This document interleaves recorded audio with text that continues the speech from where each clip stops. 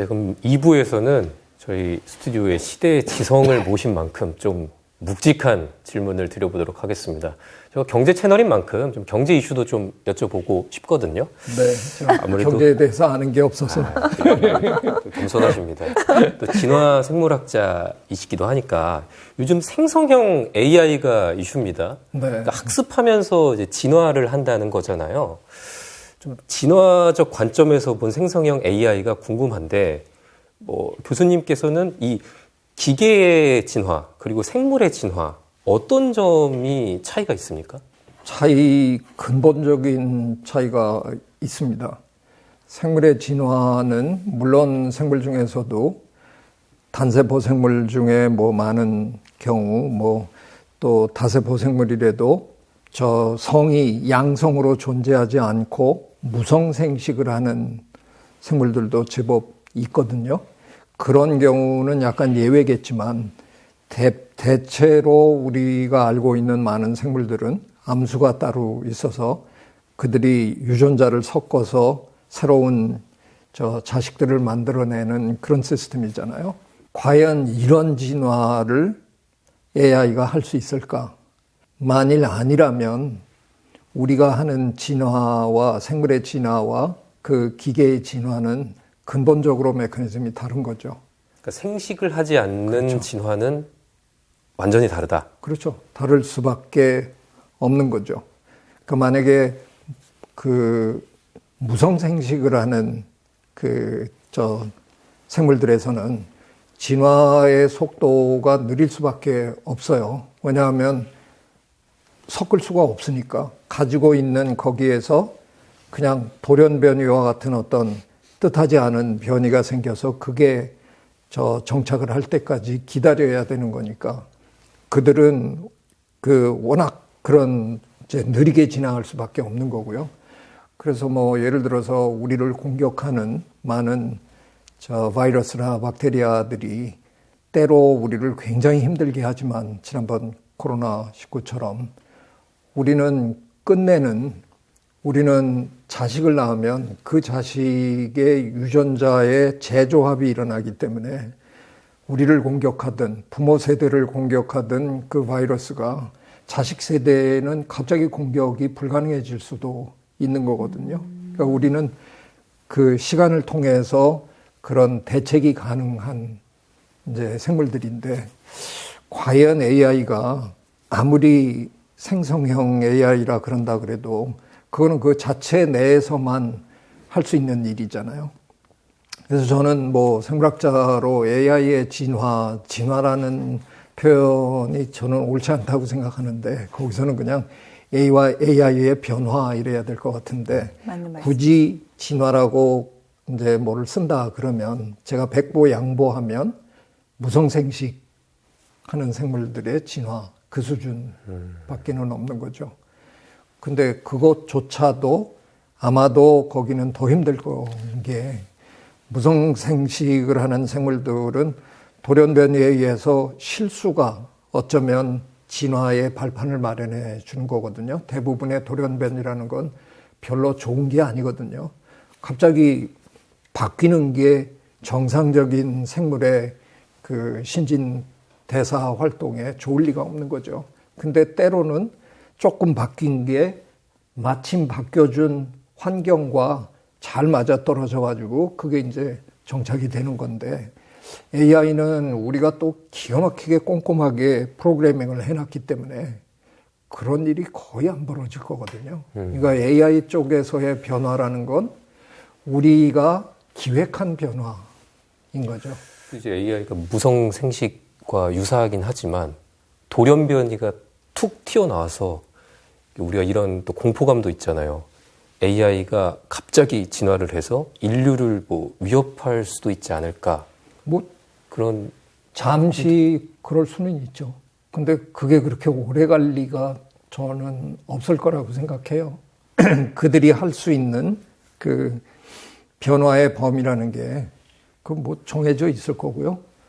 우리들 중에 상당수가 힘들어서 사라질 수는 있지만 우리들 중에 누군가는 살아남을 거고 그 누군가가 자식을 낳으면서 새로운 조합을 만들어내면 그들이 또 다른 형태로 진화를 하면서 살아남겠죠.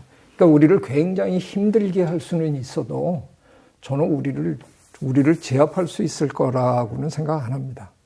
근데 뭐 이거는 제 생각이고요. 달리 생각하는 분들 지금 굉장히 많고, 저랑 좀 궤를 같이 하는 양반은 하버드 대학의 스티븐 핑커인데, 핑커는 아예 걱정할 거 없어. 거의 그 수준이에요. 왜냐하면 AI는 아이도 아니다라고 설명을 해요. 인텔리전스가 아니라는 거죠. 우리가 프로그래밍 한 거에 계산적 결과물이지, 걔가 무슨 사고를 하는 게 아니지 않느냐. 그러니까 지금 셀프 러닝을 한다 그러는데 그게 사고는 아니거든요. 주어진 프로그램 속에서 빨리 계산하고 결과물을 내고 하는 거지. 그래서 저는 뭐 핑커와 저는 언제 같이 대담하면서 둘이 이건 뭐 이슈도 아닌데 이런 거 갖고 떠드냐. 우린 그런 편이었고요. 그러나 굉장히 많은 분들은 걱정을 많이 하시죠. 이제 이게 자칫 잘못하면 핑커나 저 같은 사람이 무책임한 사람으로 보일 수 있어요. 왜냐하면 우리는 주로 진화적 스케일에서 문제를 자꾸 분석하거든요. 근데 사실은 우리의 삶의 스케일에서 문제를 분석해야 되는 게 맞잖아요. 내 삶에서 나를 얼마나 힘들게 할 거냐, 이게 중요한 문제지. 200만 년 후에 어떻게 될 거냐. 근데 핑커나 저는 그냥 툭 하면 생각하는 게 300만 년 후에는 뭐 있다고 소리를 하니까 이게 자칫하면 핀트가 안 맞는 얘기일 수 있죠. 교수님 관점에서 보면 조금 안심이 되네요. 올해 초에 네. NC소프트의 사회이사가 되셨습니다. 네. 임기가 어떻게 되시죠? 어떻게 되던가? 3년인가? 뭐 하여간 네, 뭐 회사도 가끔 나가시죠?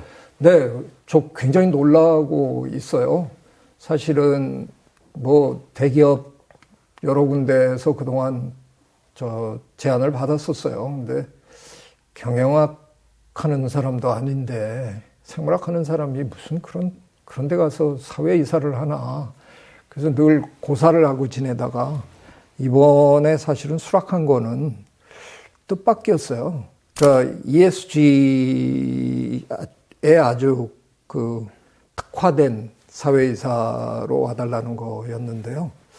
그게 뜻밖이었다는 거는 ESG 열풍이 불고 난 다음에 저를 찾아오는 우리나라 기업들이 참 많아졌는데요. 왜냐하면 우리나라 기업들은 ESG 중에서도 E를 제일 걱정하거든요. 아무래도 제조업 기반의 나라다 보니까 그동안 알게 모르게 환경을 파괴하면서 저 돈을 버는 거 아니에요. 근데 이제 ESG에서 환경 파괴 안 된다. 환경 복원에도 힘써봐라. 뭐 이러니까 S는 우리나라 기업들이 제가 보기에는 약간 착각하고 있다고 생각하는데 ESG 중에서 핵심은 S거든요. 우리 사회를 어떻게 밝은 사회로 만들어 갈까 하는 거에 기업도 공헌해라 이거잖아요. 그래서 E나 environmental이나 지배구조나 이런 건 사실은 S를 위해서 변해라 하는 거거든요. 그래서 S가 가장 중요한 건데 저를 찾아오는 우리나라 기업들이 S 걱정을 하는 기업이 별로 없어요. 우리나라 기업들 중에 장학금 안 내놓은 기업 거의 없고요. 찬바람 불면 저 달동네 가서 연탄도 좀 날라봤고 그래서 할 줄 안다고 생각하시는 거예요. 저 그거 상당한 오해라고 생각하거든요.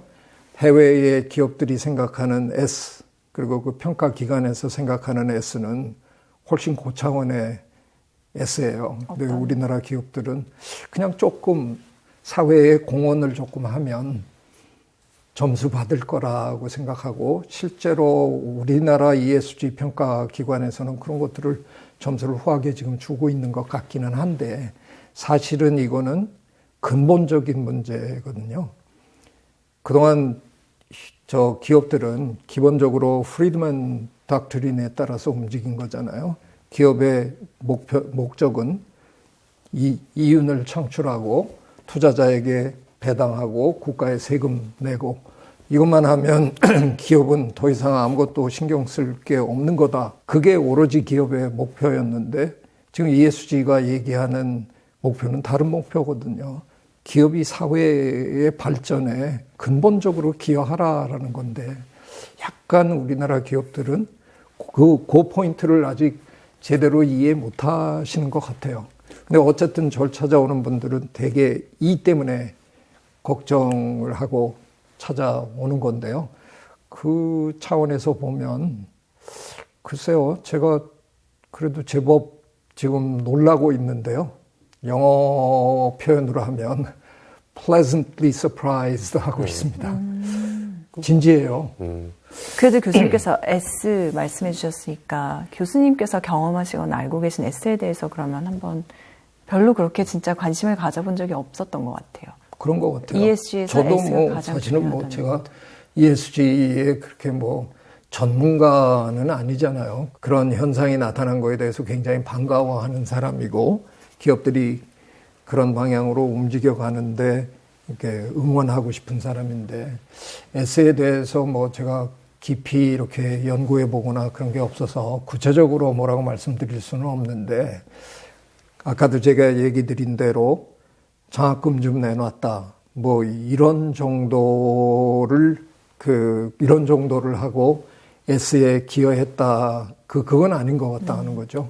근본적으로 기업이 왜 존재해야 되는지 그 근본적인 물음부터 시작해야 된다는 거죠. 이게 결국은 어디로 이어질 거냐. 제 생각에는 인권의 문제로 이어질 수밖에 없다고 생각해요.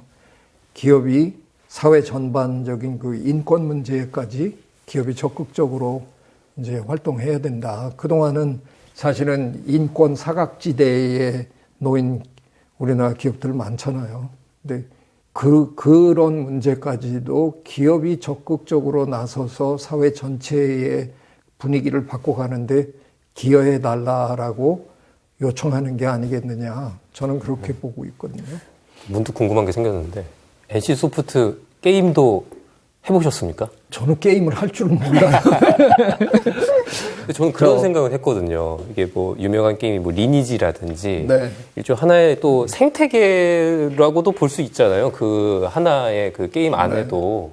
그래서 좀 그런 차원에서 어떤 좀 교수님의 굉장히 조언을 구한 게 아닌가. 굉장히 예리한 질문을 해주셨는데 네. 사실은 우리나라에도 게임 회사가 NC소프트만 있는 게 아니잖아요. 몇 개의 큰 게임 회사들이 있는데 그 리더들을 제가 지난 한 20여 년 동안 대충 다 만나 봤어요. 그래서 개인적으로 조금씩 알아요. 그런데 왜 하필이면 NC소프트에서 저한테 연락이 왔을까? 리니지 때문일 거예요. 한 10몇 년 전에 NC소프트 전체 직원 특강을 한번 부탁받아서 한 적이 있어요. 거기서 제가 되게 엉뚱한 얘기를 해갖고 다들 이랬거든요. 저는 게임을 할 줄은 몰라요. 그런데 리니지 게임을 하는 광경은 많이 지켜봤어요. 왜냐하면 굉장히 재밌는 게임이거든요. 오래된 게임이니까요.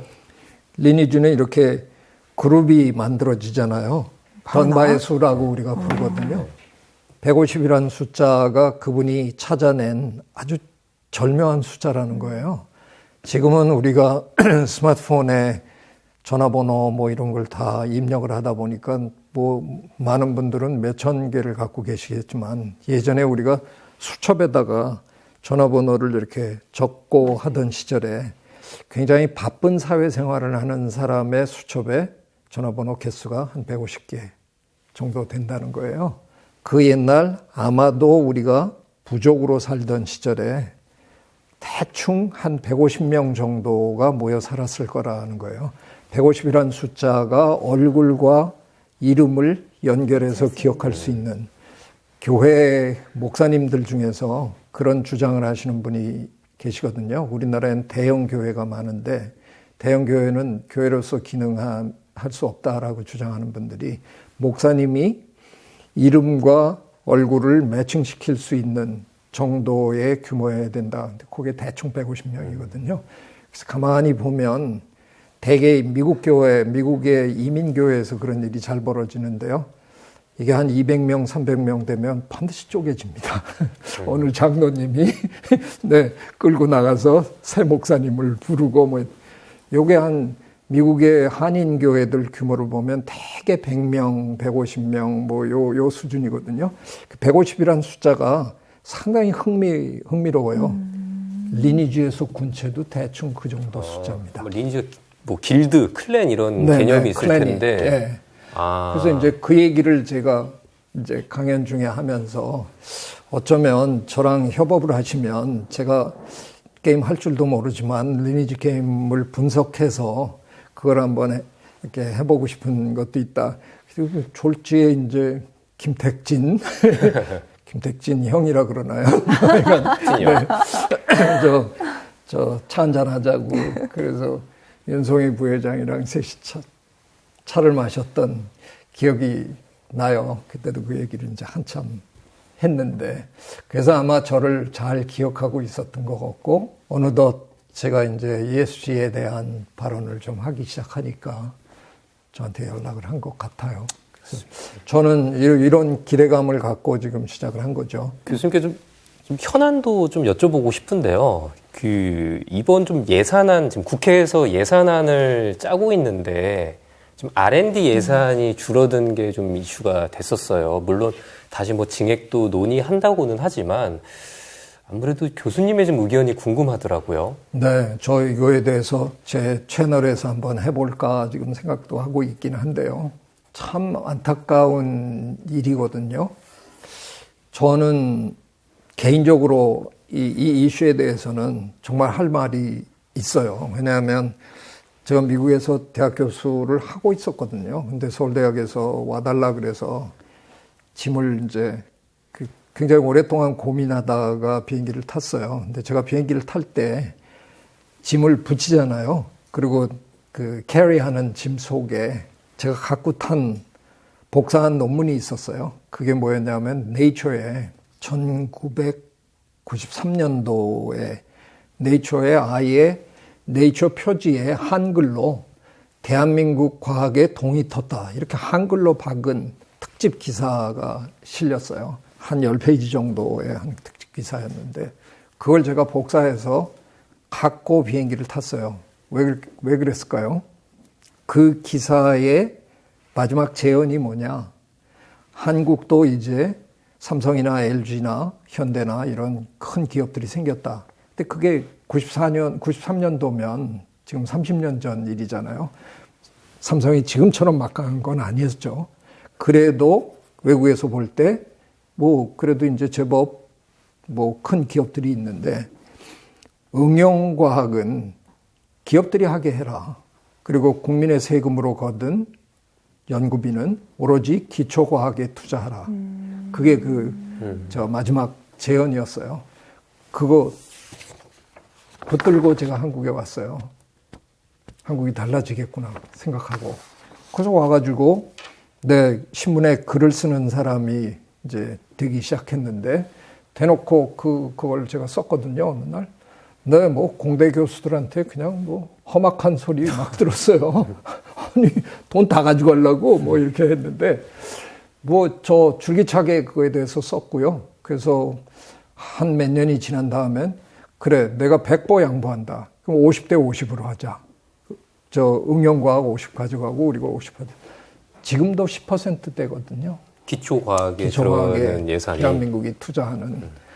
이래가지고는 경쟁력이 없어요. 제가 보기에는 궁극적으로는 기초가 튼튼해야 이길 수 있는 건데 우리나라는 대기업들이 지금 돈을 쌓아놓고 있잖아요. 그래서 기껏 그거 갖고 부동산이나 사고 막 이러고 있는데 그 대기업이 그 돈을 가지고 저 연구에 투자하게끔 정부가 적극적으로 하면 돼요. 근데 그 대기업이 하는 연구까지 국가 세금으로 지금 자꾸 밀어주고 있는 건데 마음이 급하니까 당장 뭐가 나와서 경제개발에 도움이 돼야 된다고 생각해서 그러더니 어느 날부턴가 우리 정부가 계속 자랑을 하는 게 국민 총생산 대비 비율은 세계 최고다.